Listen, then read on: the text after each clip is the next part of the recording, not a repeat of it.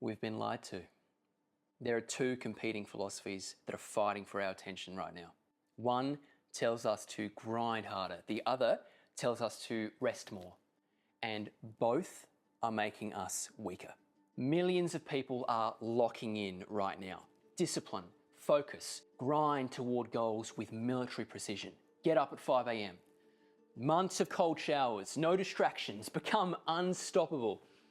And meanwhile, millions of others have embraced slow living, rejecting that burnout, choosing rest over ambition, boundaries over hustle, just peace over that pressure. Now, both movements are born from the same exhaustion. Both are reactions to a world that broke us, but neither one fixes the problem. We're being forced to pick a side, and whichever side we pick, we lose. Because there's a third option that we've completely forgotten about. It's 2,000 years old, and it dissolves this false choice entirely. I'm going to show you why ancient warriors solved this exact dilemma centuries ago. And by the end of this video, we're going to practice a technique, a practical technique that dissolves this false binary in our own bodies. But first, just let me ask you something. Have you ever noticed that the harder you try to fall asleep at night, the more awake you actually become? Or that when you desperately try to remember someone else's name, it vanishes. But the moment you stop caring, all of a sudden it appears. That's not a bug in our system. That's the clue to everything. Let's actually look at what's happening here. The lock-in movement says discipline creates freedom. Show up daily, tick off the checklist, 4 months of focus, and we emerge transformed. And there's certainly truth there. Consistency obviously does compound. There's a well-known study that found that habits took about 2 months on average to feel automatic to people. And obviously the range there is generally wide, though it varies. I mean, I've heard 30 days to 48 days, but the point is it becomes automatic. But nearly half of young adults today report ongoing mental health challenges. And a lot of people actually find that following these rigid self-improvement hacks, they just backfire. It just becomes another pressure cooker, not a path to actual peace. Discipline without discernment is just self-violence with better public perception. And we know this internally because when we hustle our way through life for too long, our autonomic nervous system can get stuck in fight or flight mode. And one signal is reduced heart rate variability, which is a common proxy for lower cardiac vagal tone. And so when we're in constant fight or flight from over-disciplining ourselves, our executive function gets less reliable. There's actually links between heart rate variability and performance in high precision tasks. And stress is known to impair our working memory and flexibility. Elite shooters lose accuracy. Performers just choke on stage. Our executive function collapses when we actually need it most. And lock-in culture builds a nervous system that's rigid. And rigid things actually break under real pressure. I discussed this concept of rigidity and softness in last week's video. You might want to go check that out. So when we swing the other way, slow living says that burnout isn't a badge of honor. Rest is productive, and we don't need to bleed ourselves dry to prove that we deserve success. And that's also true. There's research on psychological recovery that shows that detachment and relaxation aren't luxuries. They're how we replenish the resources that make sustained effort even possible in the first place. But some people actually use that slow living to avoid. Slow living can become just spiritual bypassing in yoga pants. It can become, oh, look, I'm just honoring my energy every time something's hard. And it can turn rest into an identity instead of just a practice. And if you know someone caught in one of these traps, maybe just send them this video because it could help them. So we're stuck, are we? Lock in and we burn out. Go soft and we drift. So what's the answer? Do we just alternate between the two? Lock in for 4 months, then slow living for 4 months, then just repeat that until we die? I don't think so, because both movements misunderstand the same fundamental thing about how human excellence actually works. Ancient Taoist philosophy has a term for this, Wu Wei. It's often translated as non-action, non-doing, non-forcing, or effortless action. But for me, personally, I found there's a better way to understand this concept. Wu Wei isn't about doing nothing at all. It's about removing unnecessary effort. It's action that flows from alignment rather than force. It's the water carving around the stone. It's the martial artist who moves without hesitation. It's the jazz musician who just stops thinking and just plays. It's the athlete who's just in the zone. And notice what's required to reach that state. Years of training, rigorous discipline, deep practice. The effortlessness that we admire isn't laziness. It's mastery that's so ingrained it becomes invisible. And the lock-in crowd and the slow-living crowd both miss something important here. The warrior trains intensely and recovers fully. These aren't contradictions, they're rhythm.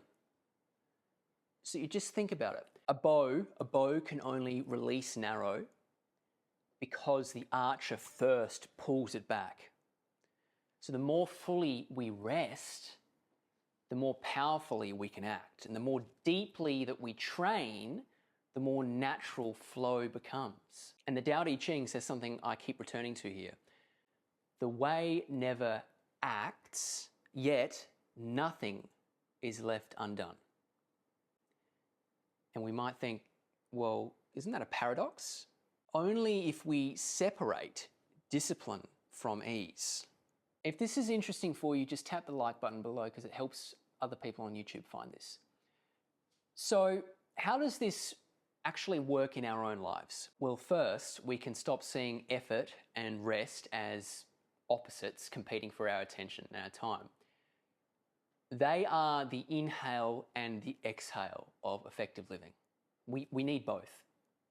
Not balanced equally every moment, but cycling through seasons of each. Sometimes we lock in.